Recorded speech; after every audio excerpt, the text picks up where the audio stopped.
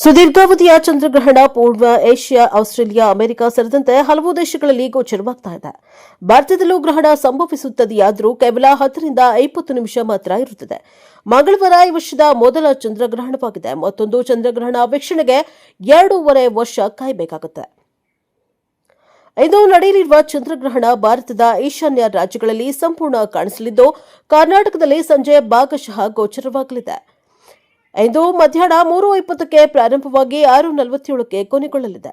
ಇದು 2026ರ ಏಕೈಕ ಚಂದ್ರಗ್ರಹಣ. ಹುಣ್ಣಿಮೆಯಂದು ನಡೆಯುವುದರಿಂದ ಭಾರತೀಯರಿಗೆ ಇದು ಗ್ರಹಣವೆಂದು ಅನಿಸದು. ಕಾರಣ, ಗ್ರಹಣ ಸಂಪೂರ್ಣ ಮುಗಿಯುವ ಹಂತದಲ್ಲಿ ಚಂದ್ರೋದಯವಾಗುವುದರಿಂದ ನಮಗೆ ಗ್ರಹಣದ ಚಂದ್ರ ಕಾಣುವುದೇ 9 ನಿಮಿಷ ಮಾತ್ರ. ಅದು ಪಾರ್ಶ್ವ ಚಂದ್ರಗ್ರಹಣ. ಬರೀ ಚಂದ್ರನ 8% ಭಾಗ ಮಾತ್ರ ಗ್ರಹಣ ಆವರಿಸಲಿದೆ. ಸಂಜೆ 6:47ಕ್ಕೆ ಗ್ರಹಣ ಮುಗಿಯುವುದರಿಂದ ಗ್ರಹಣದ ಚಂದ್ರ ನಮಗೆ ಕಾಣಿಸುವುದಿಲ್ಲ. Bureau report, Vedamurthy, Praja power TV, Bengaluru.